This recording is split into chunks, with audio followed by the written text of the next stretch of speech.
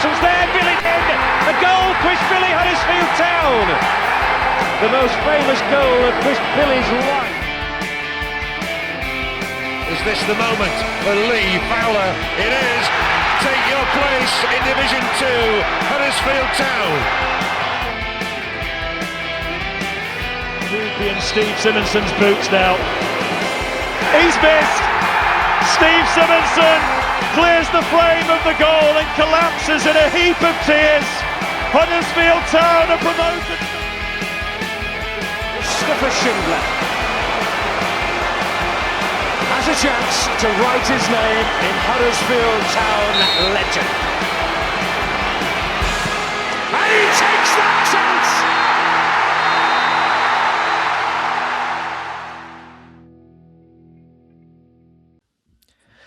'Twas the match before Christmas when on the drive-in the boys were unanimous.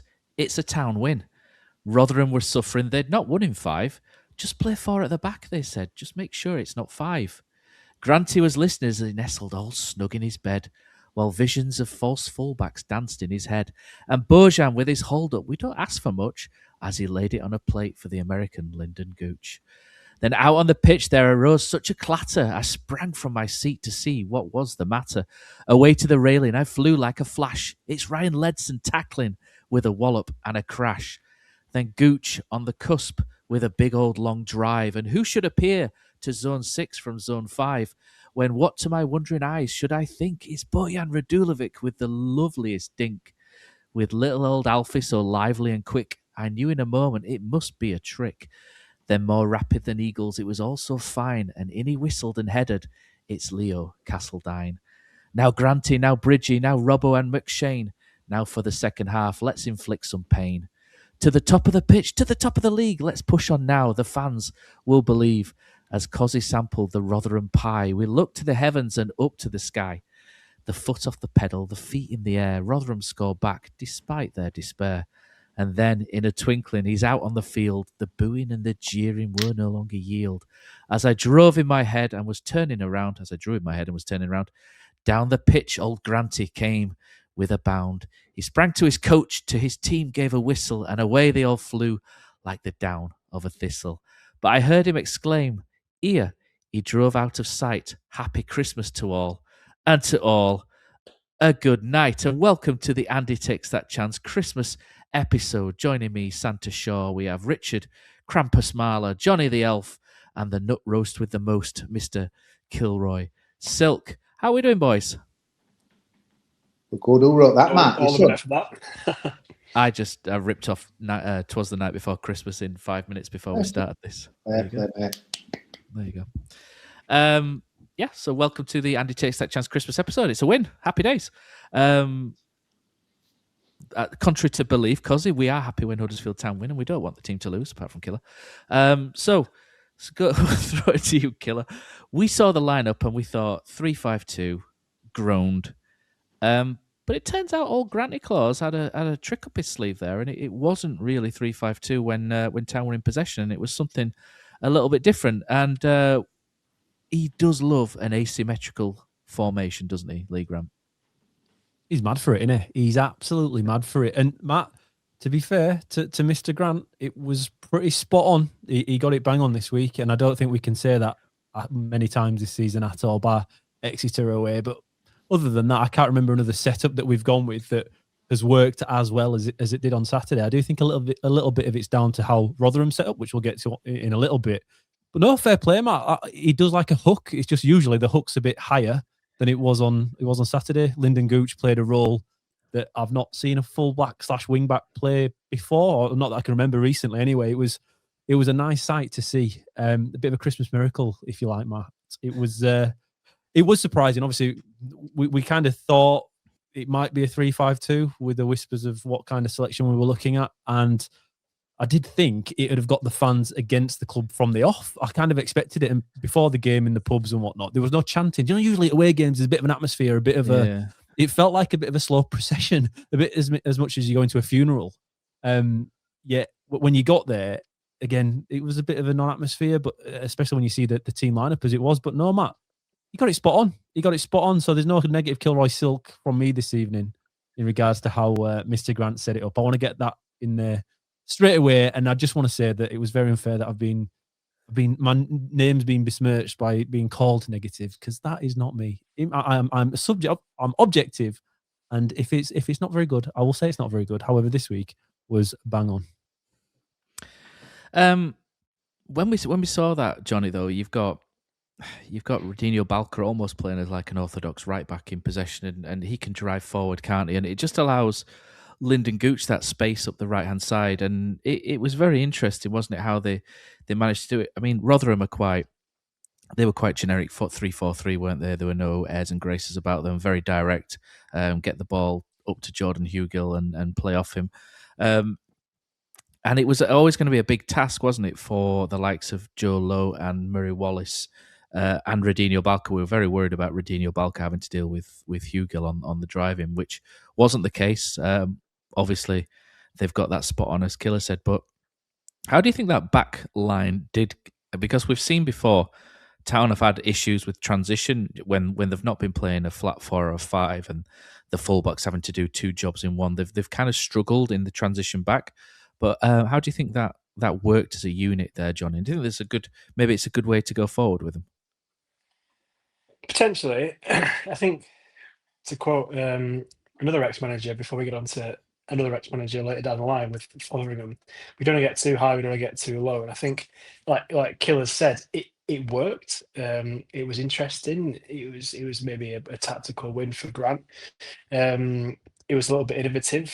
I think the team that you could pick from, like you alluded to in the preview show, with what Rotherham can offer from attacking perspective, and then the centre backs and the weaknesses that those centre backs have got, he could pick. It probably made sense on paper. I don't think we quite expected it to roll out how it did do. What I'm getting at there is, I think Rotherham were also, as kind of you two kind of alluded to on the preview, also not very good. In the first little bit of the game, there were a few kind of moments where it looked like it could potentially go a little bit rocky. It didn't. But whether it's something we've hit upon which will work, or whether it's something which could be fraught with a little bit of potential issues, because there were a few times that it looked a little bit shaky, but maybe it's not necessarily spent that time working on playing in that way. It could be something we hit a corner. It could be something that against a better team that starts maybe to fall with a bit of people not quite sure where they're playing, or complications of an in-out possession, which is something we've not really seen Grant do too much. Switch between a kind of a very different kind of setup in the ball, very different setup out the ball, kind of more of a Corberan style management. It's more what Grant tends to do, which is quite linear. So, I mean, this isn't to discourage and say, okay, we can't sit here when we win, we point to reasons why we can't be positive, and when we lose, we kind of like beat him with a big stick. I'm not necessarily doing that. But I think it's from a sample size perspective and the opponent that we were playing, and as you touched on in the preview, how poor run they're on, and the predictions that you two made, especially Killer, I agree with. I guess it's a little bit let's wait and see, really. And it's not really let's wait and see to the next couple of games, because equally the talent in those attacking lineups are great. But with what we saw, I think it was clever. I think it worked. I liked how it got players moving forward. It wasn't a 3-5-2 which goes into a 5-3-2, and you don't get anything out of that from attacking perspective. It did work. It did cause Rotherham problems, but it caused Rotherham problems is what I'd probably say to that. I think the Corberan thing's quite a good comparison there, because he used to have Sorba Thomas on the right wing, didn't he? And then, but out of possession, he would wrap around to right back, and Ollie Turton would move to right centre back and then to right back when we're in attack. So that's probably a good comparison there. Cozzy Bear. Mate, I've just got something to say. Killer, you might need to get Killer's. His head's big enough anyway, so you might need to get. When I got the ground yesterday, I mentioned another stuff later, but one guy accosted me on about this driving, and they were waxing lyrical over it. The detail that Kilroy and Shaw go into, it's unbelievable. It's incredible, the granite detail. And then another couple of guys, you could tell, didn't listen to it. Maybe listen to the main pop and not the drive. They're like, oh, right, okay. Honestly, it's absolutely fantastic. So I love that guy's listening to this podcast tonight, because, yeah, it was beautiful to hear. So, yeah, your efforts, never mind. Yeah, it's all right, Cozzy, until we get one wrong. We'll get one wrong and we'll get absolutely nailed and drawn across the floor. So I won't get, again, we don't get too high, do we, Matt? We don't get too high when we get it right. We don't go too low if we get it right. You know, I saw the full quote of Mark Fotheringham's the other day, and I was going to just randomly tweet it, and it was something about how we don't get too low when we lose and we don't get too high when we get points on the table or something really random like that. It's it's a really scatty sort of thing. But Lee Clark used to say it as well. But anyway, enough of all managers. Let's talk about that first 25 minutes, because it was a little bit messy, wasn't it? It's a little bit, I think, a typical away performance, really, from Huddersfield. Just trying to settle into the game, trying not to make any mistakes, playing longer than what you normally would do, just to make sure that you're not going to commit any silly sins on the edge of your own box. But maybe got a little bit fortunate when Rotherham had a goal disallowed for Matt, was apparently a foul on Ryan Ledson. Is that what it was? Well, there we go. Because I went next to Phil Senior yesterday, and obviously, a keeper, and he were like the same Spain went, oi, oi, oi, oi, oi. He were like, he would not have it that it would have fouled. And they were really generous with their replays yesterday. I've never seen the ground put replays on for away goals. Unbelievable. It must have happened sometime, but I can't remember it. And I've watched it back, and it's an easy one to give a foul in it now, I think, in 2025. But, I mean, 5-10 years ago, maybe. But, I think have we got away with one 2 weeks running, Cos? Is that what we're saying? It might be, Matt. I just think when I looked at it, it's the first time in history we've got away with one 2 weeks. They never surrounded the ref. It was almost like an admittance. It was almost like the guy attacked him, like, we know it's not going to be allowed. But I have to say, when I kind of, I thought it was a foul at the time. Phil were absolutely adamant. They'd had a few beers, to be fair. But when I watch it tonight, Phil, I've got to say, mate, I can totally get your point of view, mate. Maybe I need to start going back on beer. I mean, it was never a free kick. It was absolutely never a free kick. It was unbelievable. I don't understand how the referee's given a free kick at all. Ledson stood there in his place trying to block it, and Nichols runs straight into him. Nichols runs into a guy that's stationary. And for me, there's no foul whatsoever. But divine intervention has got us through this. This is a real Christmas miracle, because if that, again, up until that point, Johnny, I thought Rotherham first 15, 20 minutes, they kept trying to hit. So what they really did, which was kind of stupid, they had Hugo on Wallace for some reason for most of the game, which is unbelievable, because as we all know, Balker is the weak link at the back. And if you're trying to target which of our centre-backs you're going to go at aerially, it's surely Balker. And they didn't do it. They didn't do it until, about 2 minutes before Hugo went off in the second half. They just didn't bother. They didn't try it. In fact, the goal right at the end, which again is spoiling the entire game, comes from a mix-up between Balker and Lowe, which is what happens when you hit the ball towards Balker in the air. But Rotherham didn't do that. They played down the other side. They played down over. They tried to split Rowan and Wallace a few times. And in the first 10, 12 minutes, it did happen every now and again. They did go away from that for some reason. I don't know either why they did that. But if that goal goes in, boys, the game's very different, isn't it? I think the fans were ready to get on the back of Lee Grant and the players. And if there would have been any opportunity to do that, the fans would have, it's not even turning. I don't think you needed to turn the fans. I think they were there ready to go. And if the referee isn't kind in that moment, the game's different, totally different. From then on out, from that moment where it doesn't go in, Town had control, I thought, of the entire game. But if that stands as it should have done, I think it's a very different discussion we could be potentially having at this point. But this is what you need sometimes as a manager. When things aren't going right for you, when Wimbledon score every time they go up the field against realistically the run of play, and somehow you manage to still score 3 at home, batter a team and draw, you need something like this sometimes to get you back on track. And Lee Grant's Christmas has come early in that moment, because for me, there's no free kick there whatsoever. I don't actually know what he's seeing. I've just watched it back and I can see what he's given, actually. That 14 Baptiste pushes Ledson into Nichols, and that's what he's given. It's not a hard push. Think he does. No, but have you seen the behind the goal? You can see even behind the goal, because behind the goal, Ledson stands still and Nichols runs straight to him, and there's no movement between the pair of them. And I thought that was normally the deciding factor. If you look from again, is it all angles? I think Town put on their YouTube. It just looks like Ledson stood still. He's getting a little bit of a shove, but then he's backing into the other guy with his ass, and you can't do that either. Yeah, so for me, it was 50-50. And when Nichols then makes that movement towards Ledson, that's on Nichols for me. Either way, if it's my keeper that does that, I'm fuming, because even if there's a slight push on Ledson, Matt, Nichols has made a mess of that, and it shouldn't have happened.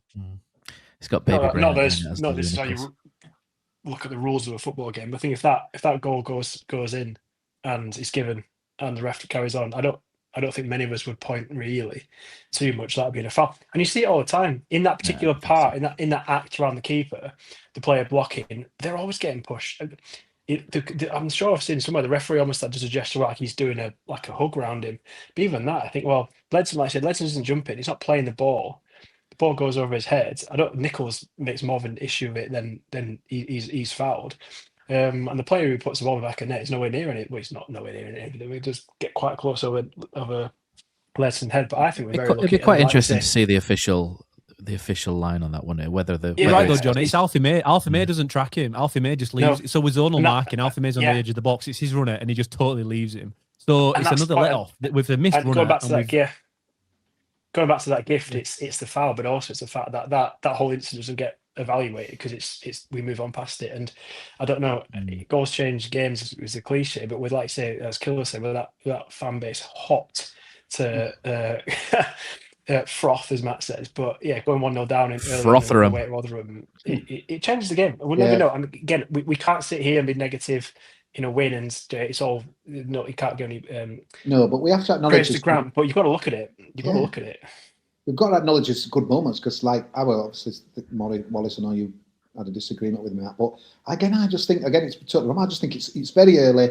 It's an easy thing to rule out because it looks like maybe that's later in the game and stuff. I don't know, maybe it isn't, but yeah, you can't. We'll get some bad decisions soon, and then we can't be kicking off because the last two games. I think we've had plenty over the last 10 years. Yeah, that goes back 10 years. God, archives. I know, mate.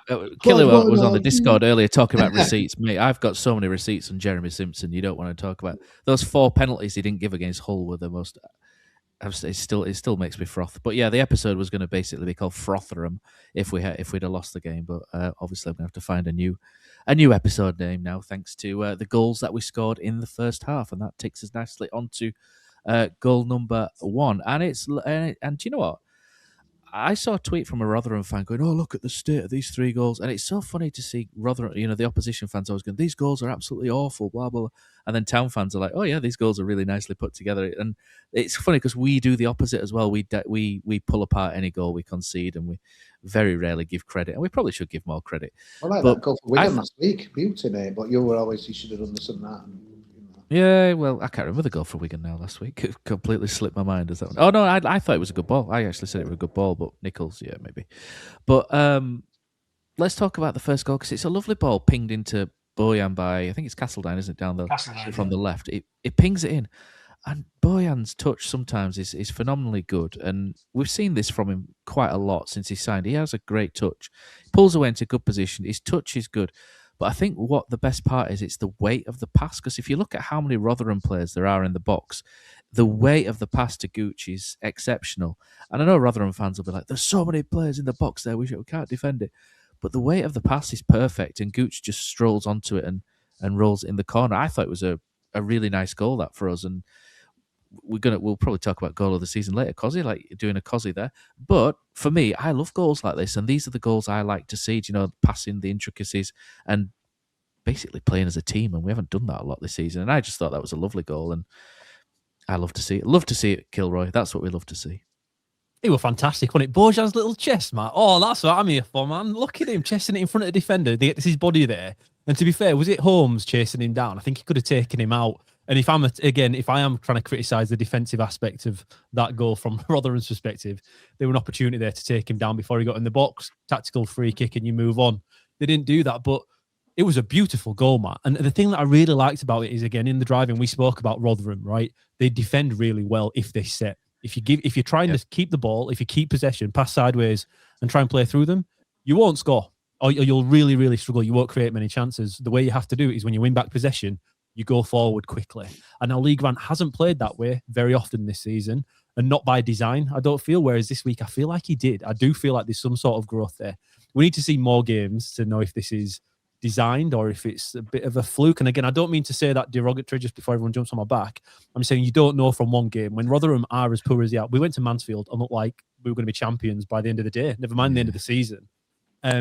Rotherham, with the way they defended and the way we went about it, was perfect, I thought. Ledson wins the ball back, doesn't he, I think, in our half. And it shows you, Matt, when people talk about pressing and winning the ball high, it doesn't just mean where on the field you win the ball. It's then the impetus and the tempo you bring once you've got the ball.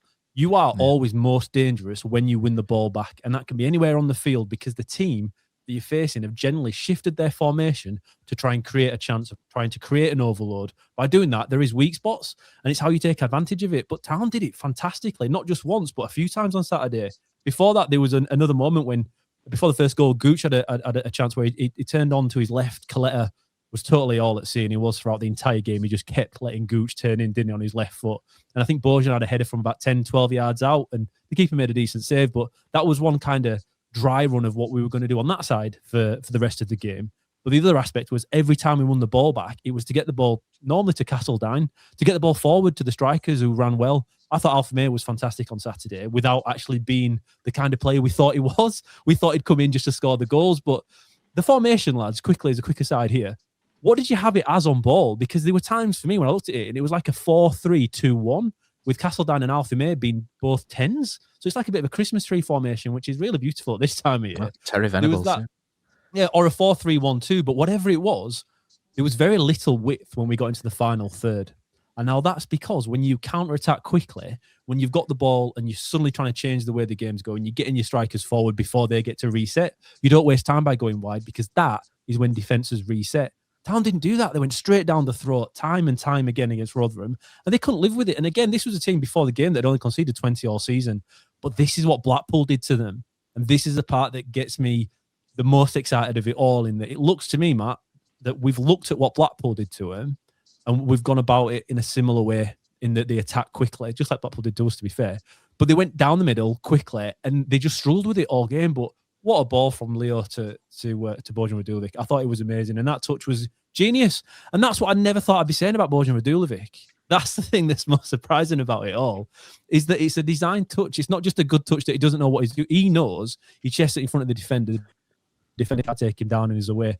Gooch's run was fantastic. And it does show you where Rotherham is, though. Their defending for that match was awful. I don't think we can say it was an amazing goal without caveating it that Gooch runs through 4 players and nobody bothers to track him. Coletta, again, they just let him go. He's totally let him go. And Gooch's finish is clinical. Honestly, I thought Alfie May had scored it initially behind the goal, because obviously Gooch and Alfie May are a similar size and there was so much going on. I thought, oh, it must be Alfie May. And next minute, Gooch is giving it big and in front of Rotherham fans. It was beautiful to see. But no, every aspect of that goal sure that was one really Andy Kay. good. Looking at that, it looks like Andy Kay to me. He's giving him the old It sign, does look like that. Maybe it was. Well, he did disappear once we got in. But no, just every aspect of that goal, the way we won the ball back, Ledson doing his job. It's his job, and he did it. He won that second ball, turned it over, got it to Castledine, and we pinged it.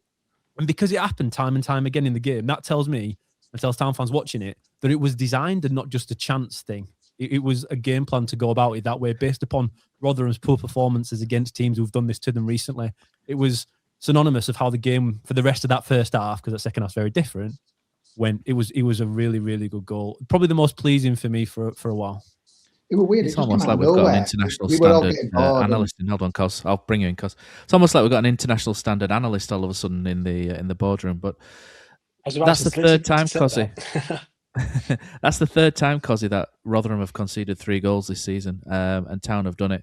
But that first goal, lovely stuff, Cosy Bear. Your view?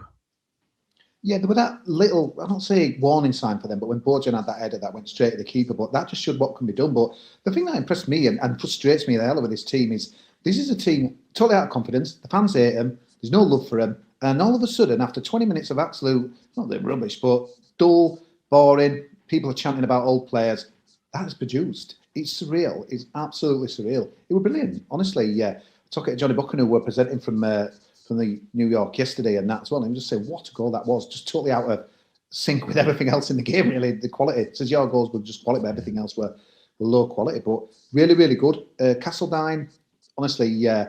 Oh, God, I know we'll come on to it later, but please don't be injured because he went off earlier, and please don't go because he's brilliant, mate. And yeah, we just got that was the best team goal I've seen at Ulster for a while. Obviously, we're not being sport for choice, but and it was funny. Everyone were looking at each other in the standing like, bloody hell, did that really happen? What was that? Like, Bojan is honestly, he's much maligned and mocked, but I stuck up for him quite a lot, and because I think he can do stuff that not any other strikers do. I know Dion Charles can hold it up a little bit, but for me, he's not got this foresight to play guys in and to kind of wait. He was clever what he did, mate, because he kind of went in the box and then he pulled back. And then he put him in. It's like it's so much time and patience. I think he's a better footballer than so many people get him credit for. And I can't believe I'm saying this. I've not my drink spike. But if Bojan got injured now and we're out for the Christmas period, we'd miss him massively because I totally agree with you, Killer. Alfred May ran his socks off. I thought he was really good.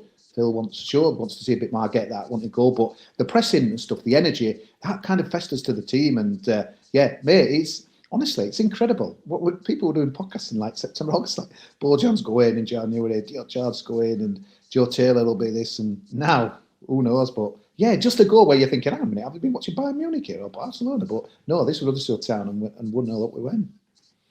I think Bojan's the only thing I have over Killer, isn't it, Killer? At the minute, because I've always thought he's fairly decent. Just lacked a lot of heart. I'm not convinced he's the same man. I think we've had a body transplant in the summer because he looks a total different beast this year. But this is League One football now. I think when you come from the Dutch league, or where was he playing previously? So we've had Bork from the Dutch league. He came from Finland, but he did have a loan in Holland, didn't he? That's it. But I think it takes you a season or two to acclimatise, not to the weather, but to the way English football's played at this level. And he's kind of got there. But this is what you get with League One footballers as well. It's so... To make it to professional football is very, very difficult, right? And the better you are is normally consistency of performance, right? And the lower you go in the professional league structure in England, you've got less consistency from players.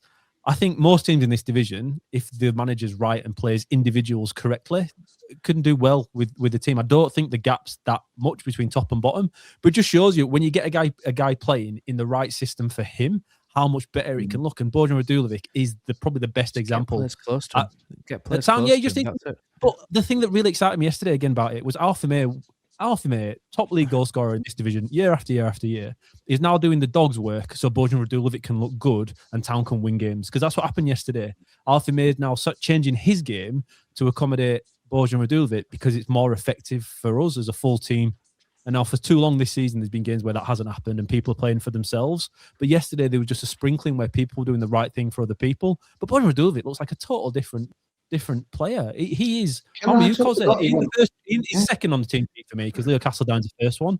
I forgot Fortuna City had last year. I keep thinking he just were not in our plans. He went out, didn't he? 11 games, 1 goal. But you look at him, it's unbelievable. Like HJK, Helsinki, AK Athens. He's fighting, Cozzy. Like the thing that gets me about it as well now is even if he's not winning the headers, Matt, you'll pick up on this, I'm sure. He physically he kind of grabs people and just scrambles a little bit and just makes it awkward for him. You need to be like that. And now I still think there are players like Talai, right, who are a little bit better at that more physical aspect and would be a big asset for us, right?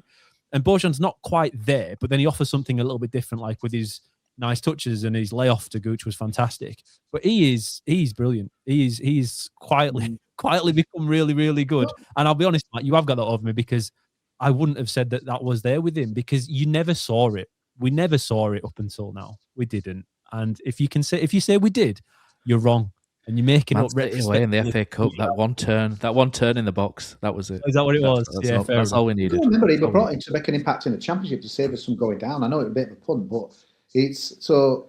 I know we're just praising him, we're not slagging him off, but it's almost like he's dropped to the 3rd tier. So I know not all players can it might suit his style, but honestly, it's a pain, and it is amazing to see. It just shows in football, you should never write anyone off. You shouldn't do. Yeah, there's a lot of transfers don't work out until 6 months after. That's why a lot of teams buy replacements before they sell their main asset. But loves that swan celebration, doesn't he? Diving swan thing. Let's talk about the second goal, Johnny, because it's a phantom flick on, isn't it, from Alfie May, which draws the defender in. But it starts really with Town winning the ball in their own third, and it's Leo Castlediine does really well to change the point of attack. And I think this is it's mature play for a 20-year-old. Is this because he could put his head down, go on a run, lose the ball, or go down the line, but he doesn't. He brings his head up and he goes laterally across the pitch and he plays it across to Lyndon Gooch. And this is what me and Killer were talking about, where you have to get in at Rotherham early, and that's what happens. Castlediine turns it over, plays it to Gooch, who hits the diagonal really early. Alfie May goes towards the ball, misses it by an absolute mile, but he does enough to draw the defender with him, and then that's what allows Bojan Scoresman to get in, and it's a lovely finish. And he's tried this once or twice this season, and it's finally come off for him. And it's a lovely little dink, isn't it? And it just shows that it's that old cliche, isn't it? That, lovely feet for a big fella. Yeah, I think it reinforces Killer's point that it was an instruction to look to press in that transition quickly up the field. Because if you watch Castlediine, he wins the balls back exceptionally on the Rotherham's turn, player turn. He does look, and there's nothing there because May and Bojan got on the bike immediately as we win back possession. So he's kind of looking for that early long ball. Can we get it up? Can we put a runner through? he obviously sees there isn't an option, so he does like crab along the field and look for an option. I think it's Walker points out Gooch. But again, it's not a sideways pass, it's negative. It's a sideways pass, but brings Gooch in, who then looks again. May does a bit of a kind of like fake to go to the ball and turns immediately and runs into that space, and Gooch plays it, and Gooch is expect that to happen. I think that reinforces the point that this was a game plan. It wasn't the fact we were looking to kind of like just we stumbled across it. It was the fact they recognised that, like Killer says, passing around and retaining possession that we've done so painfully so much throughout this season wasn't going to work. We can hit on the break, and we've got the players to do it. We've got players who can play the ball. We've got players who can win the ball. We've got players who've got pace to get in behind and experience. So it's good that we look to do that. But yeah, this is a great example of that, where it's quick play. Gooch retains, looks at the ball, may fix it, gets round. Yeah, doesn't win the ball, but he does enough to create the situation. And it's being positive in play. Stuff will come of it. And again, great touch from Bojan to bring it down, watching the ball, and then a lovely finish. One of those which look amazing if it works, look horrendous if they don't. But luckily, yeah, it did. And it's that confidence, isn't it, to try that.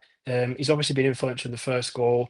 It's just natural striker instinct. And a lot of times people said that Bojan's obviously been great, but a lot of people said he could be the best finisher at the club. And I think that's an example of that natural finish, that natural finish ability that we kind of always have seen, not necessarily over a prolonged period of times, but there's the goals that he tends to have scored have kind of been quite like going back to that Stoke one.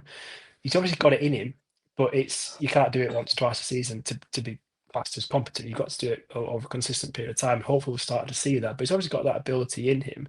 But yeah, I think it was a great overall team goal, fast pace, quick transition, players busting a gut to get up, which creates opportunities. So for me, a good goal.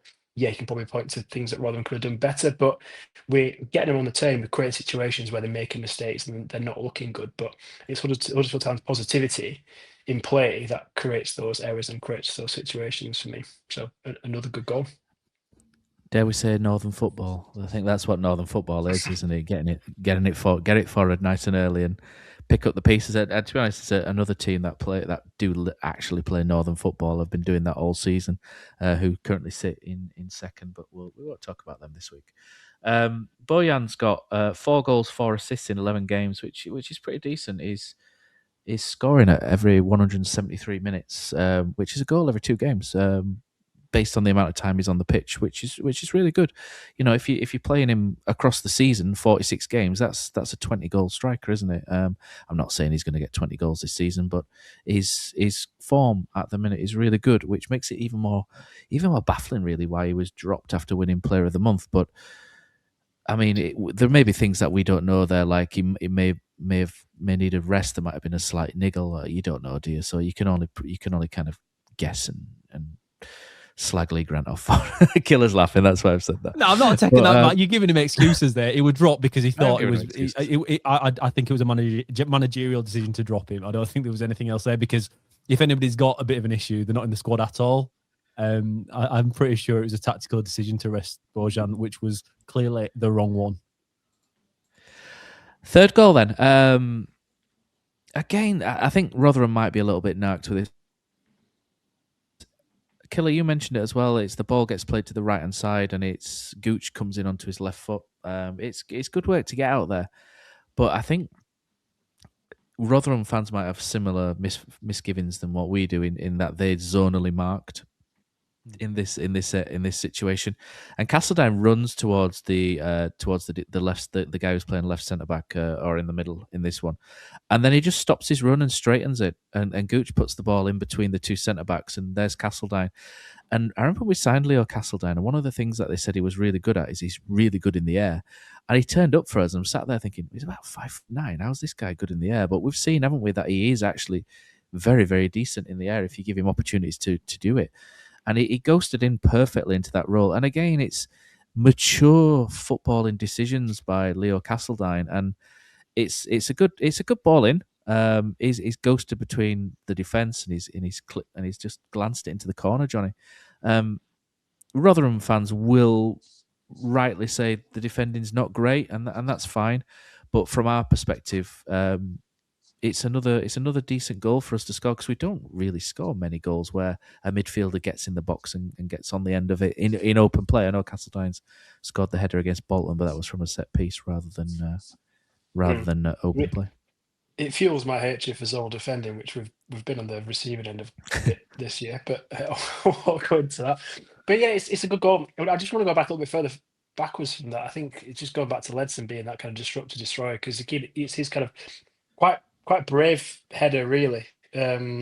Which a similar header, I think Castellani got injured doing something similar. Was that Wickham we went up and then ended up? But it's that bravery that we want from Ledson, that kind of destroyer, which ultimately wins the ball back and gets played out to Gooch. But this is a good thing about what Gooch can do. He's got the ability to go down the line. He's got the ability to kind of cut in on both feet. And from a fullback perspective, it could be better. But it creates that problem. And so often Town have had players on the outside that can only really go one way. Like so Josh Karome, even she is very much like they can kind of only go one way. So it creates a bit of a different dynamic. We've got players that can do both, which is useful. But the ball's exceptional. Castellan obviously knows that looking to go zonal creates that awkwardness where he sits right in the middle between the two. And it's a problem, but it's only a problem if you can get the ball directly to him, because it's a little bit shorter. The left centre back jumps minutely off it. Castellan's in front of the guy behind us. He's got no chance, but the ball's got to be perfect. And this is what we've seen Gooch has been able to do. He can put that ball absolutely on that 50 pence piece, which he needs to. And then it's a very good header because Castellan gets it down into the corner.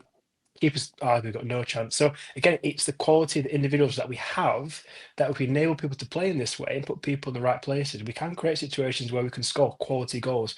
Yeah, rather we'll look at, I think we could do it better. Could you get out quicker? Could you close them down? Could you assess the risk and show them down the line? It'd be slightly more difficult of a cross than coming in from that angle. But still, you've got to have the quality for that to come to fruition how it has done, which we've got. So again, it's a good goal, different goal again, but it's players doing what they need to do, right from Bledson through to Gooch to Castledine, who've got the ability to do that if they're enabled to do it. So yeah, another good goal from me. It's a textbook goal, though, you concede. Sorry, Cozzy. It's a textbook goal you concede when you're 2-0 down already. Because, as you mentioned, Johnny, what I really enjoyed about that, right, that third goal, is that something happened that we don't ever do, right? Ledson actually goes into a 50-50 and dominates it. It absolutely dominated it. And to be fair, that's been the biggest problem, I think, Ledson this season. He goes missing on ball quite a bit, and he doesn't win enough of those second ball tussles or in games that are tough. He kind of doesn't get involved in them. Did for that one, but again, you 2-0 up. It is the nicer time to do it. But then, so I think that was Kelly who got subbed at half time. I'm pretty sure he was subbed on back of that one. They didn't want anything to do with Ledson. But then the ball kind of just fell into the middle, didn't it? And Castledine has to chuck a little bit of a sliding tackle to get the ball back out as well. And Gore didn't want any of that either. So there's two battles there Town have had in about 10 seconds where we've won both of them. And then Harness picks the ball up as well before it gets played out, I think. There's so many different aspects of that little play there where it's not beautiful, but that is Northern football, Matt, like you say. It's not just about attacking quick, going forward quick. It's just if there is a 50-50, as long as you're not going to get yourself injured, right? I'm not one of those guys that should say you should always leave. No, there's times you don't. Like when Castledine did get nailed last time, I thought that was very silly, Johnny. I think it was Wickham, and he nearly got... If he does get injured, I think we're going to be struggling. And after the game, though, I saw him walking out. He were out quicker than we were. But he had a slider on, if you noticed, after the game. He had one boot on and a slider on, I think. Or it might have been his trainers, but whatnot. He has got some sort of swelling by the look of it on his foot. But he were all right looking at him walking out. It didn't look like he were limping to the coach after the game. But no, there were just three little things there where Town were good at. And there's been too many times this year where that's not been the thing. And again, at 2-0 up, it's not the hardest time to bring it in. You just want to see that all the time from 0-0, or if you are losing 1-0, you're trying to chase yourself back into the game. But it shows you that they can do it. And I think with Ledson at times, I didn't know if he had the desire anymore to do it. I know he's captain and he's captain for a reason, but I think he's not shown that dominant force that I think we want as Town fans in that midfield. But at moments yesterday, he did. But not the first time. There's been little flashes, but I felt like for the entire game, afterwards I looked on the FootMob. Do you like they do the score ratings? And normally I think it's a bit of a joke when you're looking at FootMob and they're giving certain people, because like Alfie May's run, for example, that won't go down as an assist for the second goal because it'll go to Gooch, right? But to me, Alfie May is the assister of that goal. If he doesn't run to that ball, dragging two defenders away, Bojan Radulovic doesn't score. I don't care what the stats say. It's that caused that goal. Same thing here.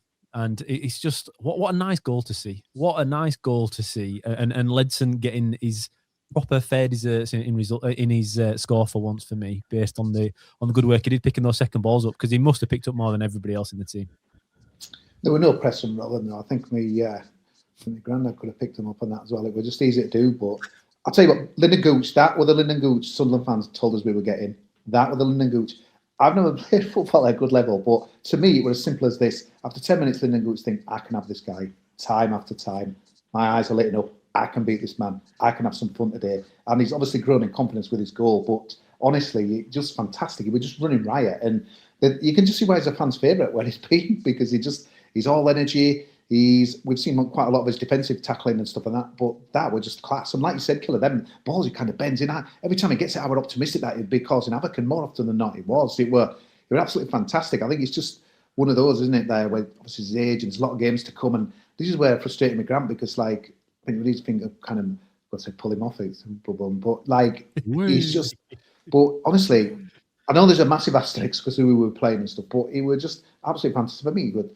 Mate were great, but the Gooch were the best. Look how they didn't change it though. They just let him do it. Coletta just let him cut inside every time. And now Coletta plays as a wide winger, wide forward most of the time, and they just left him on Gooch. Gooch was shredding them down that side, and Rotherham didn't change it. If I'm a Rotherham fan, I'd be sat here saying, why didn't they make a change? That were awful. It was Tom Edwards. It cares. Like last week in that Nichols thing, I know they were a bit mad out with that ding. No, I thought that was nothing really, but Gooch cares. His very hand, obviously hands were coming out like, why didn't you come, Nichols? And yesterday, the bit I loved with his goal, he were like, give me it. He were like, his arms were out, give me the ball. Like, and he's just like, this is the kind of guy that you get promotions with someone like Linden Gooch. Let's just pray he stays fit, and obviously not going to have an easy afternoon as he did yesterday, but it was a pleasure, and just enjoyed his performance and getting that slide. He was nearly heading back to Millmore, wasn't he? The old ground.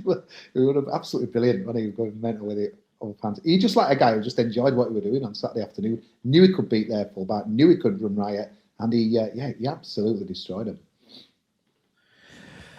Yeah. So 3-0 half time. 3-0 half time, and I've seen tuning in, guys. Yeah. So I've seen Poz's tweet. And he says he's never seen a crowd before where they're 3-0 up and it feels like Town fans were annoyed to be 3-0 up. Now, I didn't go to the game. I've had to watch as much of it back as I can. So I can't really make any comment on the crowd because I wasn't there. Ironically, the last time I didn't watch a game as well was Mansfield, where we won 3-1 and looked really good. So maybe there's a message there. Yeah, don't go to Lincoln games. Yeah, it's just not watching the games full stop. So if I don't watch the games, maybe Town will get promoted. So I'll take one for the team. But he was saying, like, he said it's like we're 3-0 up, but it feels like we're annoyed to be 3-0 up. And Cozzy, you've kind of got positives and negatives with the crowd, haven't you, for this weekend?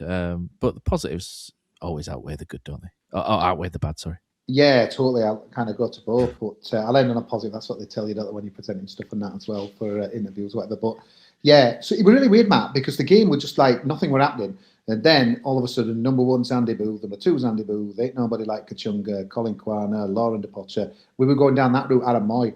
You know what, mate? This is going to be controversial. I think there'll be a lot of people who are saying no, because you go in there, you support our team. But I kind of did not like, I won't say I liked it, but for me, there were messages being sent out there that you've let us down so much this season. We haven't really got, I mean, I know there would have 1 or 2 chances when we were winning, but not a lot. But it was almost like the support were just saying, look, there's no one really said any cult status for us.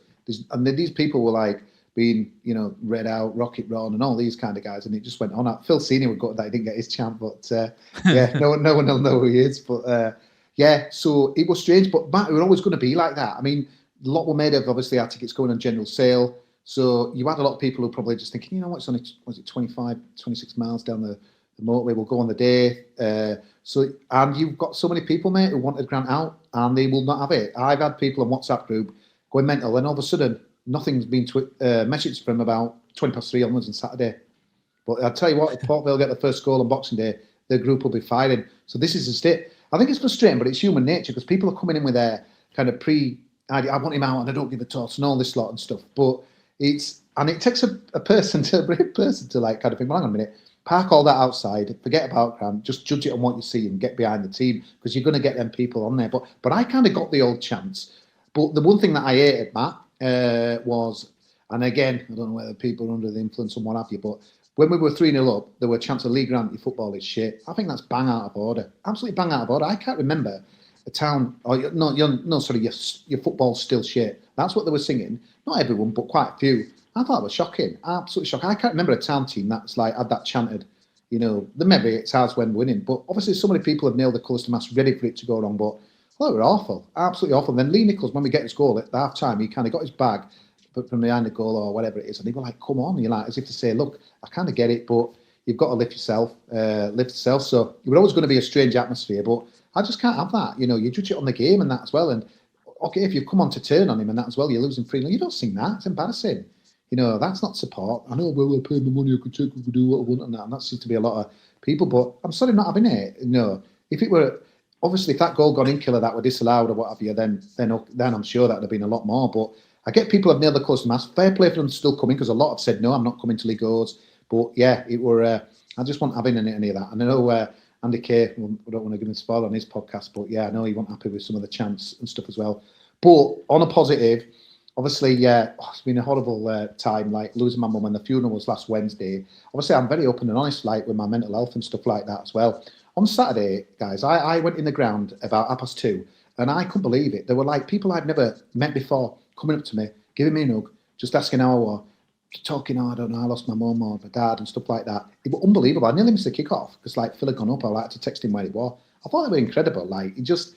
You know what? I kind of had a go there at people. They might be saying people who were singing their songs, but deep down, you've got so many people there that can like help you with like mental health. Honestly, I was blown away by it. I put that post on last night, but it just made me feel so good about like about supporting Huddersfield Town, and it made me feel so good that I opened up, because it's a weird journey. This God, grief. I don't want to go too much in it, but it's like it's really weird. You just think you're getting over it. Like I'm going to Rotherham and meeting Phil in the bar, walking down that New York Way, whatever it is, and then you're thinking, here we go, games on, and then something.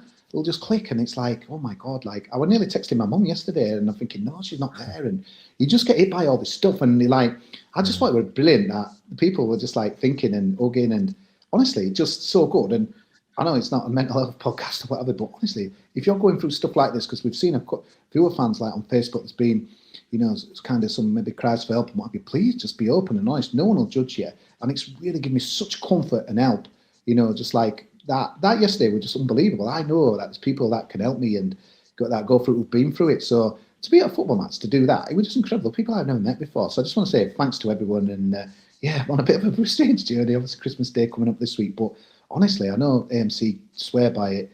Good talk and what have you. It's okay not to be okay, whatever. But to be fair, just like I just couldn't believe it. And I nearly missed a kick-off. Not that I'd mattered for 22 minutes. I probably should have carried on talking. Nothing happened. But no, thanks so much, guys. Honestly, I was teary-eyed coming up the steps. I love it how Cos is just pretty much gone, Huddersfield, you're a bunch of twats, but I love you. Something you said there just was really sort of made me think as well. I remember when I lost my dad, and then we got to the playoff final at Wembley, which was a couple of months later, and I just remember dropping my other half, and Charlie was, how old would he have been then? Just gone 4, so they went into the service station. She took him to the toilet. I just remember looking at the clock, and it was like 9 o'clock, and it was the time that he would always ring me, on a night. And I just sat there. I felt really sad, because that would have been the time he'd have rung me to go, what happened? That referee, such a twat, John Ross, blah blah blah. And it's sad, isn't it? But you learn to live with these things. It's always there, but you just kind of learn to live with it. But the scars are always there. Sorry, like kind of going about it, Matt, but when I was reading my mum's eulogy on the Dewsmore crematorium, I was on, I read a bit about my addiction and other stuff on that as well, what she meant. And my iWatch were going absolutely mental. And I thought, who's ringing me now? What a time to ring. Sometimes you get the minute silence thinking, what's going on here? And you know what it was? It were warning me that I would have a heart attack. I was at a heart attack level, just because of the stress of everything. And you know what? I had to pause for breath, and I was crying because I couldn't kind of finish it for a bit, and then I composed myself and did it. But I think it just shows, just look after your health, man, because you know what, we want everyone to be still here and just watching the town. But it is honestly just, I don't know what this has got to do with the town. I do obviously, but honestly, it just is. Please don't. If you have any signs, mental health problems, just get it all checked out. But I was like shocked. I finished like just checking everyone's hand. I'm like, what were the messages were ringing in? It went on. They were saying, it's like, oh my. If we were looking after our health, we won't be watching Huddersfield Town. Yes, Cheers, guys. The second half, though, very flat. I think Huddersfield Town all season have been very good at playing well for 20 minutes in games, haven't they? And then just 70 minutes of, well, they usually play well for 20 minutes, not so good for 20 minutes, and then there's usually 45, 50 minutes of just meh. And I think that's one thing that Lee Grant's kind of got to improve, and he's not so far. But when Town are good for those 20 minutes like they are, and they can blow teams away, then it doesn't become as big a problem. We're seventh. How are we seventh? We're literally one place outside the playoffs, 6 points off, or 7 points off of second, Lincoln, who we go to on is it New Year's Day, and we can, if we win there at Lincoln again for the second time this season, we'd go 4 points off them. It just shows that this division is there for the. I think this division is there for the taking. I think that fuels so much frustration though in people, because it is dreadful. This league, this is.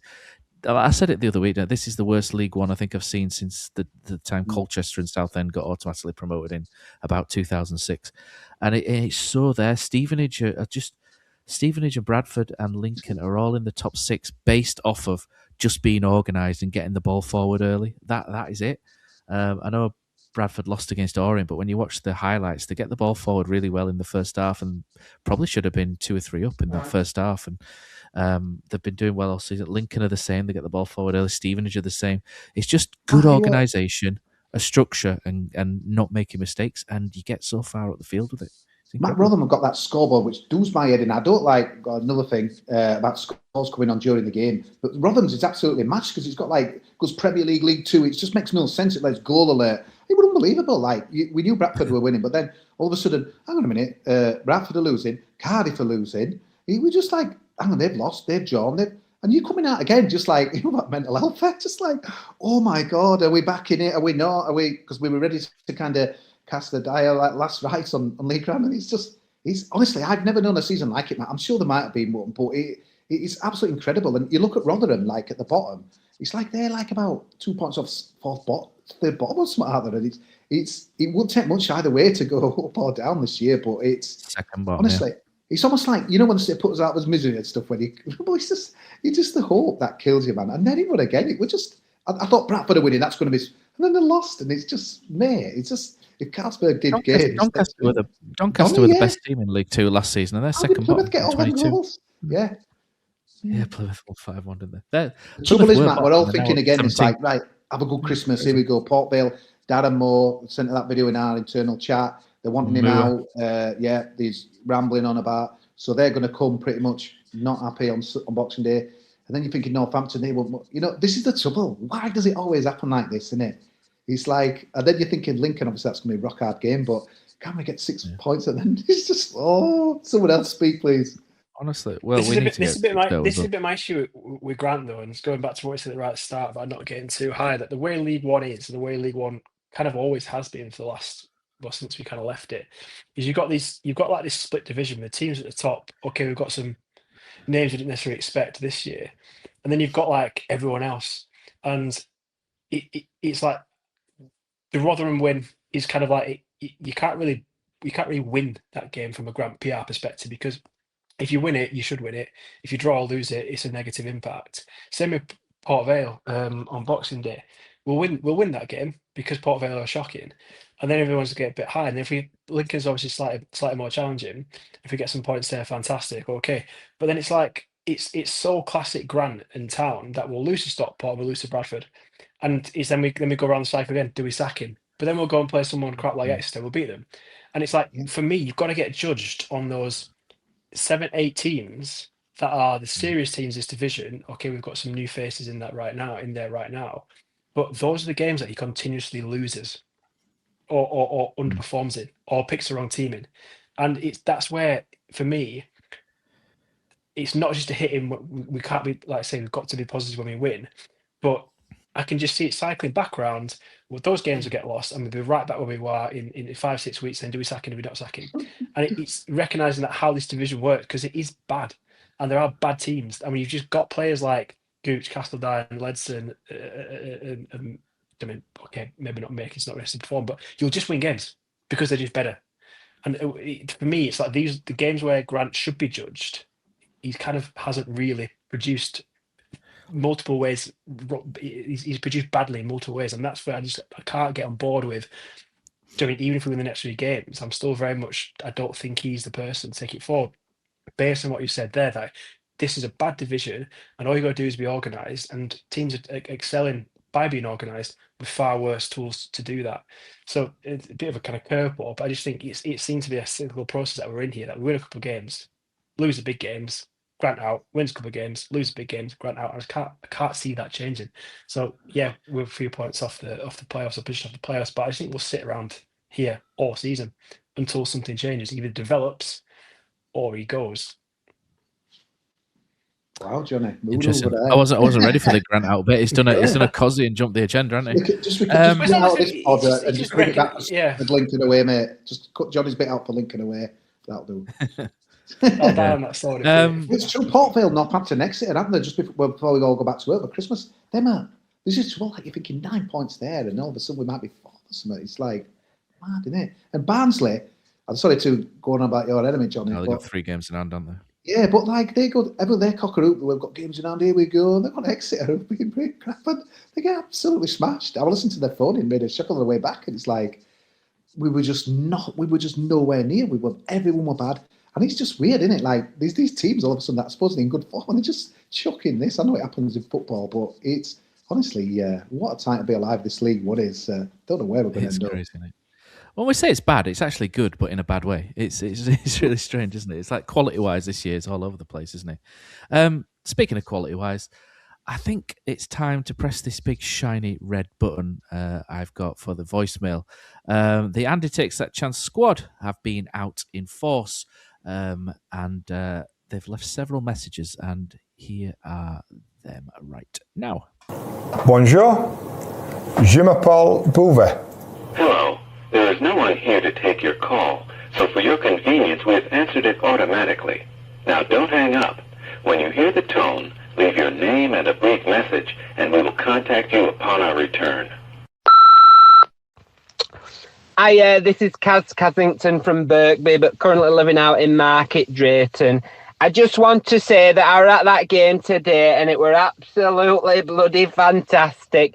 I'm telling you, we have got one of the best teams in the Football League, not even in League One. And I'm telling you, Lee Grant's Tricky Terriers, they're going to run the league.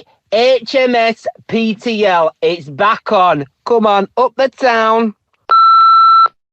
Hey up, Nick Barlow here. First time posted on here, but I thought, it's such a momentous occasion getting a win these days that I thought I'd better. Nice early Christmas present. Winning 3-1 away from home is always good. I mean, you've got to caveat it with the fact that Rotherham's the worst side I've seen in the league all season. Absolutely woeful. I think prior to scoring, they had an XG of 0.09, which tells you everything you need to know. But I thought first 25 minutes we were awful. The game was poor. It was just long balls, just aimless. And I think I posted a message on one of the WhatsApp groups saying this is absolute garbage. And then within another 20 minutes, we're 3-0 up. So I might have to post it more often. I'm pleased for Bojan getting another goal. Hopefully it'll do his confidence a world of good. Keep that run going. Castledine as well and Gucci. Really, really good. But it's Town, in it. Look, nice to go in 3-0.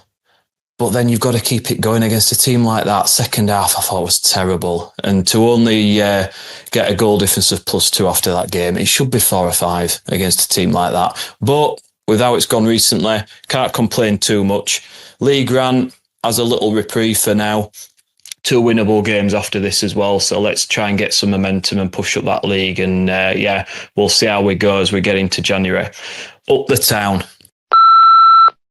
Hi, it's James Bartleby here. Good win yesterday at Rotherham, but one swallow doesn't make a summer, or however that saying goes. Really good. Again, it was identical, wasn't it, to the Mansfield win? You go 3-0 up before half time, job done, and then letting a stupid late goal. Not a 90-minute performance. Again, good first half. Really non-event of a second half. But if you're 3-0 up, I suppose it's about managing the game. But I just want us to let loose, and go and put 5 or 6 past one of these teams, and get that goal difference up a bit.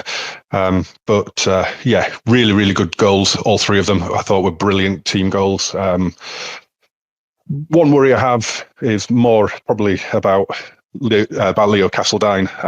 When asked in the press conference by Catherine Hanna if he was going to be recalled by Chelsea, he said, "It's not down to me."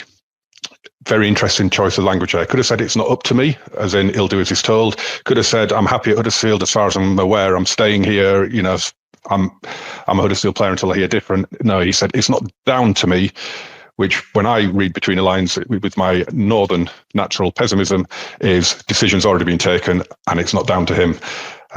Hope I'm wrong. 2 more wins over Christmas in the next 2, and I reckon we could probably be in the playoff positions up the town. Hey there, it's Jerry Hennon. This is the 3rd game that Town have performed with 3 at the back. Since Grant moved to that formation, I'm quite sure to shore up Town's defense after shipping 3 to both Wickham and Cardiff. And on that front, it's been a success. Town have only allowed 3 goals combined over those 3 games, and even a little bit unlucky to concede that many. Both Northampton and today Rotherham scored with really their only chances of the game. The downside of it coming into today was that it had hurt Town's attack. Didn't do nearly enough going forward against either Northampton or Wigan. And then Grant today started his actual 2 best strikers together. Completely novel idea, and it seemed to work. Now, whether that's because of anything Town actually did or just because Rotherham are terrible, we'll find out going forward. I'm not convinced that there's not another Wigan-type performance coming down the road, but, today was definitely better than the alternative, and there's, maybe a sliver of hope there that the defense we've seen the last few games can be paired with the offense we saw today, and maybe things will get better. Maybe. All right, up the Town. Bye. Hello, this is Malcolm Mergarside here from Ivanride. I just want to say that I was at that game today and it was absolutely bloody fantastic. Huddersfield Town absolutely put their butt into Rotherham today. It was 3-1, but it could have been 30 goals to 1 as far as I'm concerned. And a message to all those bloody keyboard warriors out there.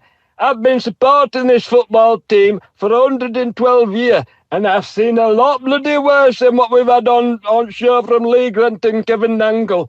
And I tell you, this is a good bloody football team, and if you don't like it, you can go and bloody support Bradford or Leeds. Over and out. Jimmy Islip here after Rotherham 1, Huddersfield Town 3. The only one thing to talk about today, Bojan's first touch. Best in League One, I'm saying. That first touch on his chest when he made that goal was amazing, and then the lob. It's like watching prime Berbatov. John McNamara, Northern Ireland's most handsome man here. Did I watch the game today? No, because I was in Loughcrew in County Meath at a Passage Tomb. Why was I there? That's a story for a different podcast. Anyway, I did manage to listen to the second half of the game on my way back. I got a bit of a feel for the game. Not seen the goals yet, but what I would say about the game is one of the best squads and one of the most expensively assembled squads in the league, beating one of the worst teams away, one of the worst teams in the league away from home, 3-1. Yes, that's exactly what we should be doing. That's nothing special. That's nothing to be writing home about. It doesn't mean that Lee Grant's off the hook. It doesn't mean that we're going to get promoted. There's still an awful, awful, awful long way to go. We've seen this show before. We've seen us beat Mansfield twice. We've seen us beat Plymouth twice. So in the famous words of Winston Wolfe from Pulp Fiction, let's not start sucking each other's dicks just yet. Over and out. Ho, ho, ho! Yes, I'm back, podcast bitches! You thought you'd heard the last of AI Santa? I have received communication from a Mr. Dave in the USA to put Mr. Negative Kilroy Silk, Matt the Moaner, and Baldylocks and the 3 hairs on the naughty list for serious negativity. Anywho, it's the time for peace and goodwill to all, including my friend Granty Claus, who you nasty bunch of slags need to be much nicer to. I see Jonathan is on the podcast this evening, too. Remember, Jonathan, stay natural with your protein intake and don't take any shortcuts. It shrinks your goods. There's a good lad. Finally, I would like to wish a Merry Christmas to all Patreon subscribers of this fine podcast. And for those that don't subscribe, you should. Say the word, and I'll put it in your stockings this year. Anyway, best go. Speaking of stockings, Mrs. Claus is just taking hers off. Sigh thee. The mailbox is full and cannot accept any messages at this time. Goodbye. Okay, I'm not quite sure what to say to that. Right, so thanks to everyone for sending it in, and Santa Claus has got a good idea there. Fully on board with you signing up for the Patreon for Christmas this year. Make it our present, not yours. Make it ours that you sign up, even for just the free level, and then we can get your. We can send everything out to you via email that we do via the written format. So even the most handsome man in Northern Ireland's done an article this week, which has gone down fairly well. All he wanted for Christmas was to enjoy watching Huddersfield Town again. So you'll get all of those straight to your inbox, free of charge. Fantastic. Right, before Johnny sues Santa Claus, we'll move on. I've got so much time for AI Santa. I'm so glad you brought it back. I think it's brilliant. You can say what you want. Do you know Plus, I'm on pea protein, so he got his facts right. He knows his stuff. There you go. Vegan. That's vegan protein killer. There you go. Johnny's one of. Maybe he's joined your cult. We'll all be there eventually, boys. There we go. James Bartaby said there, didn't he? One swallow doesn't make a summer, but he doesn't know how to finish that. James, I think it's one swallow doesn't make a summer, but it makes for a good night. I think that's how it goes. But he mentions Leo Castledine in there as well.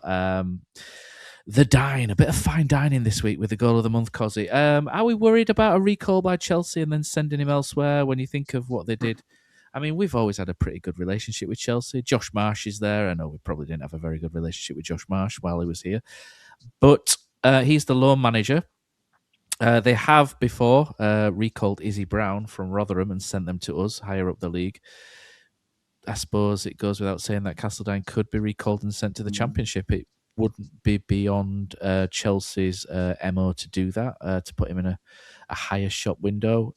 Any of you boys worried? I'm not particularly worried. Steely's worried, mate. If he were on it, he couldn't stop talking about it all yesterday. And it's just before the game and after the game, he's convinced that we might have seen his last game. Hopefully, what Killer saw yesterday, he's recovered from one of the games or what have you. But yeah, it's really weird because I had to look at like what the deal was. So I kind of looked at the press release when we got him. Obviously, season-long loan, 25-26 season. But I just think it's all about the individual, really, doesn't it? But part of me, if I were in charge of Chelsea, I was just thinking, you know what?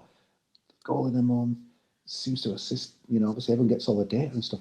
I wonder what he could do, Bappen or someone like that. But obviously, it's up to him, isn't it? He could say no. I know, obviously. I don't know. It just got into my head this a little bit because we're seeing constant quality from him now and that as well. He might even be not much to pick from, probably player of the half season or whatever we're getting up to. But it'd be nice for Lee Grant to come out. But I don't listen to any of his interviews and stuff, so I don't know. You have to tell me what it says. But I think that goal of the month didn't do us any favours, really. Thing is, where's he going to go? I don't think he'll go anywhere, right? Because if you go to a top team in the Championship, right, he can't go to a better team in League One. We are a top team in League One, even if it's not great at the moment on the table. There's nobody else in the division he can go to better than us, right? Is he going to go to the Championship at the bottom of the table, right? And scrap and not get much ball time. And we know what it's like scrapping to stay in that division. You don't get on the ball very much.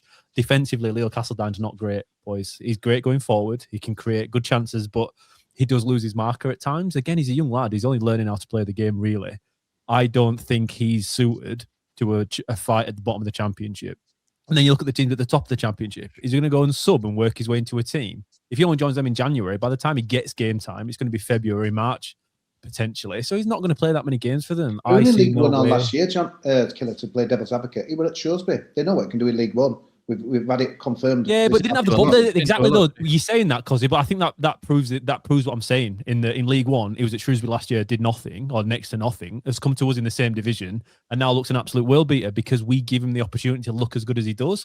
If he steps up to the Championship, he could be as ineffective as he was at Shrewsbury last year. And who does that benefit?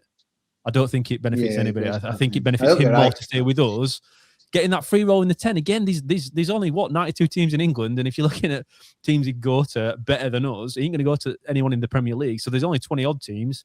Rodoni, who in the number 10 free roll position that he plays, will he overtake in a team that's already doing well? Because to have a team that's doing well in the Championship, you already have to have that guy. So he's only ever going to go and be a bit part. I think it'd be silly for We're not Chelsea even to in take him playoffs. back. And that's not just from a town perspective. We're not even like second or third. We're going for promotion. We're miles off at the moment. So I understand that, but they won't recall him to send him somewhere else in League One. That won't happen, like you say, with Izzy Brown and Rotherham. It's not going to. I just don't see anybody in the Championship offering enough for him, because off the ball, whilst I absolutely love him and he is my first name on the team sheet, I think there's enough weaknesses defensively that to go to the top of the Championship now will be some sort of a learning curve. And to do that in January, when he's got a position with us where he's going to start pretty much every game between now and the end of the year, would be quite reckless from Chelsea's part in regards to his own development. So I don't see them doing it, to be honest. I'm not worried about it at all. I'd agree. It wasn't even really on my radar at all. Didn't think about it before. Kind of just randomly kind of started to come out. And I get, it's that fear, isn't it? I think a little bit. Who was that lad at Stockport who was banging him in the first part of the season? He went to Hull, Louis Barry, did nothing. It's that hard, isn't it? If you think, and again, so I mean, we're trying to. It's not always the way, but sometimes you get a little bit of success. He's only starting to find consistent form. I think if I was, a loan manager, thinking, well, let him complete the season. If he goes into a stupid start second half of the season, maybe I think, okay, maybe taking a step up. But like I say, it's who and where he goes. I don't think he'll be pushing to get out or go anywhere else. Even if you look at teams that higher up, Stevenage, Bradford's, if you look at infrastructure, the wraparound, what they've got, the staff that they've got, the training ground, those are all things that we don't necessarily see day in, day out, which is better at Huddersfield than it is at other clubs. I completely understand what you're saying from a league perspective, Cosy. But yeah, to me, it's famous last words, isn't it? I hope it doesn't happen, but I don't think it'd be best for him. I think the best thing for him would be to excel second half of League One and then, maybe push for a start of the season, get pre-season on your belt, because transition is hard. You see top players do it. Its transition is hard in January. Do you think this is where we've just kind of gone full circle in the pod, where you kind of started, Matt, with we get carried away, or I don't know, it was you, Johnny, where, we get carried away with a few games and stuff, and it's string of games together, probably more than a few, but it's like, here we go, oh my God, it's like, why can't, not too high and that. It's just, I don't know. I know how football works. It is, you see some mad moves, but I just think it's so pivotal at the moment for what we're doing, and that's the fear. But then again, I don't believe half of them Chelsea players that we had. I know Ben Chilwell were a Championship that were different, but some of them guys that we're playing in COVID and that, lifting the Champions League and stuff is like, what? I'm just thinking, I just don't know if you're his agent and that, Matt. Put yourself in his agent's shoes. What? Or do you think he gets no? What's your thoughts on it? Well, agents always think money first, don't they? So he's going to get a loan, isn't he? Unless someone wants to come and offer 7-8 million to Chelsea for him, then I don't see him moving. To be honest, right? I'm that's relatively sorted. Johnny Killer and that was staying. Yeah, but we're deadline day and he's gone, and Cossy's cheering, celebrating. It's like celebrating a town defeat, Cossy. You're right. We've all lost. We're all wrong, but you might be right. I don't know. That's a really safe one for me to say it. But good luck. I feel good now, guys. Feel good, man. Feeling better. Killer, a 3-1 win. Has Lee Grant changed your opinion of him? The fact that we've gone with a different approach to a team that I've had a distinct weakness tells me something's changed. You've said something today that's actually changed my mind from an hour ago, in that you mentioned that this might be also down to Chris Markham's influence, in that we've got some focus, or a bigger focus on who we're playing, and we're changing our game approach based upon who we're playing, because that is something that you and I have gone over so many times in regards to driving how we need to play. And then in the review, we're talking about, well, why did we not do what we should have done? Because there was clear issues, or the team we're facing were definitely going to play this way. This week, we got it right. Did we get it right by accident? A bit like when we fell into the 4-4-2? Or have we got it right because Chris Markham or something else has changed? It could be Lee Grant. We don't know sample sizes, Johnny. It's a small sample size. Could be. Is he a manager who I think's tactically good enough to win games that are tight? I don't know. He hasn't been up until now. Not once has he won one of those tactical battles in games. That's an issue. If you're 60 minutes in and it's not working, other than changing personnel, I don't think he's got the ability, or hasn't shown the ability. This is the thing. It's not that he can never get there, It's just that it hasn't got there yet. And the longer it goes on, the more doubt I have of him ever getting to that point. Then when the fans are on the back like they were last week against Wigan, even Chicken's saying it's a point of no return. And I still feel like we're no different. Right as of today, I don't feel like he's any further into having a successful town career than he was a week ago. I think he's survived another week. And that's a big shift in mindset, isn't it? I think when you're looking at Lee Grant week to week at the moment, it's he survived another game. Oh, he survived another game. I think 30 games from now, if you're top 3 and you're going into the playoffs, I think it's a different thing. But to do that, you're going to have to beat big teams, as Johnny said. We haven't beaten anybody good at all. Stevenage at home, okay, 1-0. Mansfield away, I thought we were great. Exeter away, we were great. But we're great against poor teams because we've got better individuals. We know that. There's no argument there that the players that we have and the money it's cost to assemble a team are good enough to do really good things in this league with the correct manager. The profiles of the players, I don't think are perfect, Matt. But when again, we didn't have a director of football going into the transfer window, and the club sold that in as being a benefit in that the player and the manager, they decide if he's right for the club rather than a third party also trying to be an influence over it. It was supposed to be more efficient. I don't think we got that right. Do I think he's the right man for the job? No, I don't. I don't, based upon what we've seen so far. But this win has bought him time.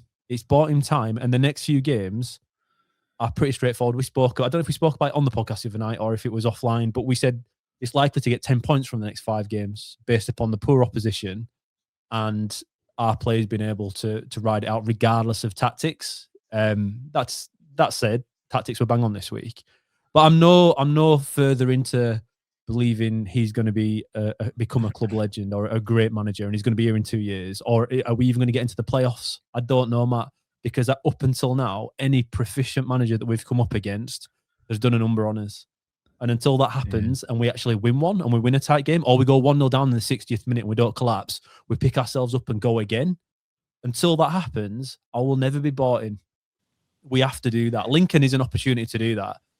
But after that, like you say, Cozzy, is it Bradford and who's the other game? Stockport? Is that the next? Bradford and that as well. Killer, we've got to turn up on the big. Sorry, Cozzy, we've got to turn up, don't we? We've got to turn up in a big game because we're unlikely to get top 2, even in a tight division. I think that's going to be quite a challenge, even from here on out. Even if we click now, and this is us, and we're going to do really well from here to the end of the season. Top 2 is tough. To finish in the playoffs and to win even a 2-legged semi-final, as of today, is beyond this team for me. Based on what I've seen up until now. That doesn't mean we won't get there, but I really struggle to sit here and pretend that I think it will happen. I don't think it'll happen. But I just wanted to be clear. That's not that I don't want it to happen. It's not that I want us to lose. I'm not one of those people. I want us to do well. I want us to succeed. But I think that was last week's Kilroy, wasn't it? It wasn't even then. And those words never left my mouth. People are putting them in there. But you've got to win tough games to succeed in this division and to win games against teams that are organised like Wigan, like North. You've got to be able to break teams down. And if it's not working in plan A, you need to shift it to a plan B. We haven't done that in game once this season. Again, Rotherham went 1-0 up and it's fine. But if you go 1-0 down and you've got to shift it, other than just making substitutions like for like, he's got to do that at some point. And then when that happens, I'll be the most excited man in Huddersfield. But until that happens, I'll be very much on the fence. Killer, the one thing that really got my goat yesterday, and I tweeted it out. I remember when we went up under David Wagner, there were all hell broke loose in front of the dugout with Gary Monk, and all our guys charged in, kicking off. There was an incident yesterday. Bojan Radulovic cheated, let's be honest, with about 5-6 minutes to go, and the Rotherham keeper and I can't remember who else was, basically tried to lift him up and they were kicking off. And then, like, I would expect in a team that's all in the same direction, again, could be I'm a psychologist and talking rubbish and stuff, but I wanted to see 5 or 6 of our guys going in. You hardly had anyone there. I think Dion Charles kind of half got involved, but didn't really do much. Ryan Ledson kind of ambled in across when it was over. I just don't like that. And that was another thing where, again, I hope this is played back in May when we won the league, but it's like, that was another thing when I kind of walked out of Rotherham's ground just thinking that's the reason why we won't do it, because when you think of, like, I don't know, going back a bit, Ronald Jepson, whatever, he was as big a cheat as anyone knocking about. But you know what? You'd have had Bullock there, you'd have had Steve Francis there, you'd have had loads of others steaming in. They wouldn't have had it. And like, I was just thinking, hang on a minute, they're dragging our player off. I get their point, but there should have been a mass brawl, but there should have been more of our guys. But it annoyed me. you're right. Ledson went over right there. The ref stopped it, and sorted it out, and then Ledson walks over to have a word with him as if to say we're there. It's like a technical. I was there, but I wasn't there. Now with you, Cosy, but it's the same problem that when we concede, they all argue with each other. There's no togetherness. I don't care what people say in press conferences. You sit there, you watch it. I honestly, I like to get there while they're doing the warm-ups, and I leave after all the town players leave the pitch, because I think you can learn quite a lot about that huddle thing with a load of bollocks and killer. Oh, I like the huddle. I think the huddle's good. Whenever I coach, we always have a huddle. I think it grounds you. It grounds you as a team. It standardizes your performance. Once that happens, you switch on. And we got rid of it for a few weeks, didn't we? Though we didn't do it. We did it at the beginning of the season. And for some reason, it totally went. I think the huddle came back, Cosy, because when we're conceding goals against Wigan, like I say, Gooch and Nichols had a go at each other. I think Grant's trying to reset that kind of. Well, we've been to Dublin, haven't we, this weekend, the players, and they've kind of got it together again. And I feel like we're working on that aspect because, again, regardless of what people say about the group and how happy they are together and how they all work for each other and whatnot, there's been times this season, more often than not, where visibly you can't see it. And I do think we're trying to push it, Cosy. But like you say, when there's a scrap like that, and you're 3-0 up as well away from home, in front of the away fans, it was right in front of us, wasn't it, Cosy? No, like you say, Bojan Radulevic's dived or whatnot. It's pathetic. But no one's gone to help him. No one's gone to just give him that impetus to pick him up. That's a huge issue. And to win tight games, to win those tactical battles, when you do fall 1-0 behind and somebody might have made a mistake, your captain should be going over saying, oh, it's all right, man. Well, come on, we'll go at it again. That never happens with us, or I've not seen it yet. All you ever see is them fall out with each other. That's something else that really has to change. And again, it's not about just playing the football on the field, is it? It's not about when the ball's in the field of play.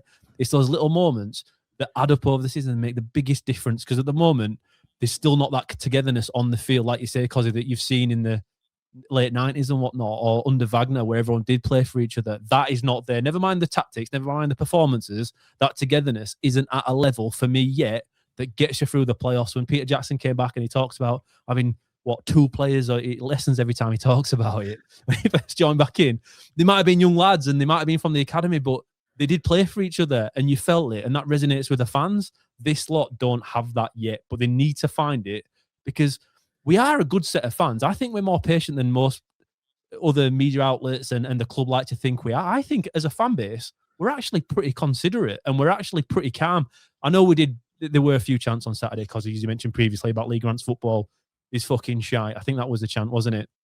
But it was a minority. And to be fair, just to clarify what happened, when it was 2-0, they were singing it whilst we made it 3-0, which was actually quite funny at the time. There was some lads next to me chanting it while he scored. And then he asked to wave and he waved it. I just thought, God, it's just like pantomime season. Well, it is, isn't it? So, yeah. He came close at the end to wave to us and say and clap, didn't he? He came a bit closer than he did against Wigan at Cowshed Loyal, put it that way. But no, you need that togetherness on the field to win things. I think that has to be there. And it's not about the respect the players have to the manager, but it's what the players have to each other. And at the moment, it's missing the mark for me as a very amateur coach and an amateur pundit on the side and a fan. We need a bit more of it. But the Radulovic thing really did showcase that to me, because they're not quite there just yet. I don't know how you fake it. I don't know how you can make it. I don't know what they need to do. Maybe whitewater rafting didn't work too well either, did it? When they did that, was that last year or this year? Can't remember which year they did that, and it wasn't too great. What were we doing to Wagner, Matt? What was the bonding? They went to Sweden, didn't they? And he basically made them go to Sweden on an island and shit in the woods. Was that when Oggy started fishing? They were cooking fish on. Is that the barbecue thing? It's like Lord of the Flies, yeah. Yeah, that was it. Maybe that's what we need to do in January. Right. Rajiv Amapara. I reckon you had people like doing a one-on-one podcast now. You know what? He would have write this and write that. He got on my nerves in trading. But you know that if someone that had have happened, then there would have, on that team, there'd have been people steaming in for him, because part of me would think, well, hang on a minute, you think he's cheating there, so why should I get involved? But I'm just thinking, was it all for one-on-one for all or whatever? But no, it's just, again, I just thought it was just another reason why I just don't think we're there. And yeah, it's a strange old day, but these, like you say, it's going to be weird, because these Christmas games, like Johnny says, they're just ticking off that we expect to win. We're going to find out nothing about the guys until Lincoln, and then there's some rock hard games in the Lincoln, Stockport, Bradford, and January. Yeah. Right, before Cosy starts doing more Musketeers quotes, we'll move this on slightly. So, it was John Dyson's birthday the other day, or Murfield-born John Dyson, to give him his full name. Happy birthday to John Dyson. Some good memories from him. Phil Senior, by the way, Jay Singh, is still waiting for his first ever happy birthday from the club on social media. He's not gone on about it although, Jay. So no, he's not mentioned it. He's not mentioned it. Phil. Exactly, yeah, absolutely. Never mentioned it. Good memories of John Dyson, Cozzy. Header against Sheffield United away from home with a 1-0 win.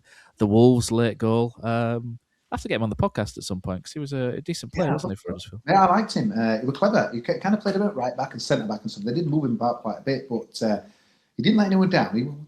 I don't think he was first choice in quite a few of the seasons, but yeah, and he wasn't blessed with pace. But I don't know. I always liked him, and obviously Andy Kay loves him because he's from Murfield. But Murfield born John Dyson, he keeps ramming it down our throats. But yeah, mate, he didn't get a chant yesterday though, one John Dyson or whatever. But no, good. There's something to be said about a utility defender. Obviously, we saw it. We heavily in that as well. Ended up a bit of a cult figure, but no, good guy. But yeah, also Town. Just remember. It's all inclusive at the club, and we want to see Phil Senior. I think it's October, isn't it? 31st of October. Irish, because I don't want the pain in October 2026 when Phil's like, please, like, no. I'll mention it. Not name the players that he was quoting. Even got a happy birthday. I'm not going to mention these guys because they put the shirt. We'll have to mention it. I think that's all we've got time for.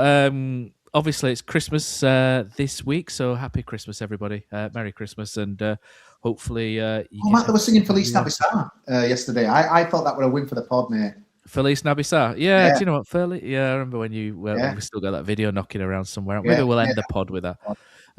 But yeah, just to finally on your songs, Cozzy, Man United have always sung songs for ex-players. Yeah, at Christmas they sing the 5 Cantonars thing, don't they? And they go through like a playlist, and they do it as not to have a go at like the players they've got on the pitch, or but they always sing for old players and what have you, and while they're mostly on away days and stuff. And I always think that's quite cool. Do you know that they still hold these people in high regard, and they still sing the names, and then they get behind the ones on the pitch. Yeah. So I like it, mate. I really like singing, about our emotions. Maybe I read something into it a bit more than most, like say Man United are belting out. Maybe that was the intention, but I quite enjoy it.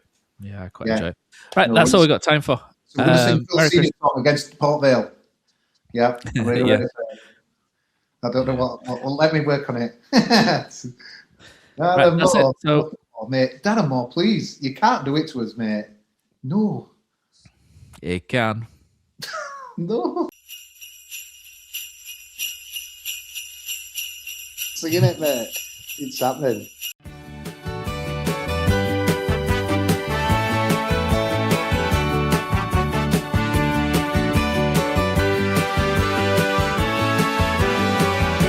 Feliz Navidad. Feliz Navidad. Feliz Navidad. Feliz Navidad. Feliz Navidad.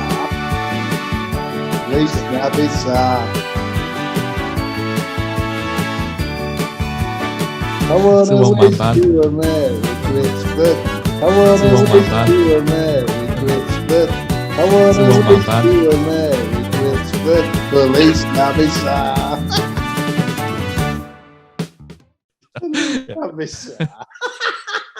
I love it. Thank you. Feliz Navidad.